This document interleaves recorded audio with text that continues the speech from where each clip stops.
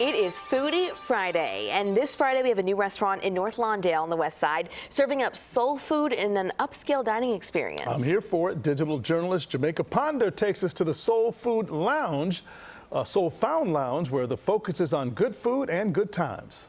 Chicago has come to be known as one of the gastronomic capitals of the United States. But for a lot of its residents, especially those living in predominantly black and brown communities, if you want to get dressed up and go somewhere fancy to get a good plate of food, you typically can't do it in your own neighborhood. Well, for the residents of North Lawndale, that changed about a month ago. I'm currently standing in the new Soulfood Lounge, the neighborhood's first and only high-end eatery. So you know I had to stop by and get myself a plate of food. The lounge is on the ground floor of the Martin Luther King Jr. Legacy Apartment Complex, a multi-use center run by the North Lawndale Christian Development Corporation, and former home to Dr. King during his time spent here in Chicago.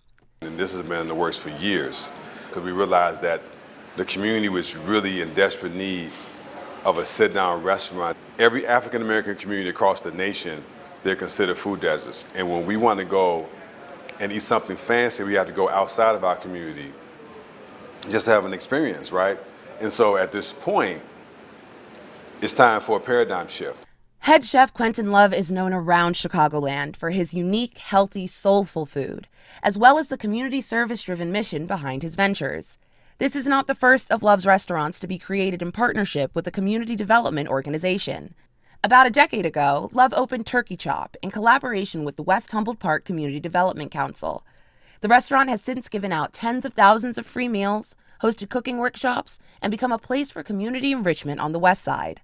With the Soulfood Lounge, Love says he wants to do something similar in how it serves his community, but different in the void it aims to fill.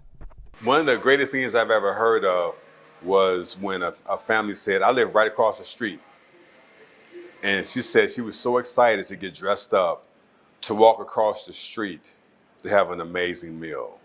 Love believes that it's important for people to enjoy their neighborhoods, that creating a place like the lounge can help to change the tone within a community. There's been an unfortunate trend of violence, especially in the inner cities of Chicago. And one of the things that stand out is, what if you put more care in the communities, will they care? But what is missing is the economic development of a community, that needs to be paid more attention to, right? And so before we move and leave out of our community, we have to reinvest in our communities with sound businesses that have staying power. Love strives to develop the community's restaurant scene, as well as their palates, taking traditional soul food dishes and fusing them with home-style cooking from around the globe. Soul food, it came from, of course, our culture and African-American culture, but what we don't understand is that food that is made from the soul is of all cultures. What I want to do is merge those cultures together and call it global soul food fusion. This entire spread is really interesting because it's not all the time that you get black soul food in fusion form, especially not in an upscale dining experience. So I am just having a blast with this. I'm all over the place with it, and then you come in and have this experience and it's going to blow your mind.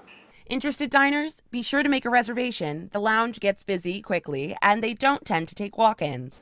Got a plan to come, right? And that's an amazing experience for people.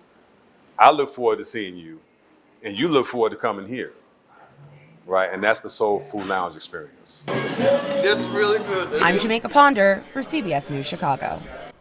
Looks delicious. It looks so good. Right. And what I love is with Jamaica covering so many of these Foodie Friday stories, there's so much more to some of these restaurants. It's their location.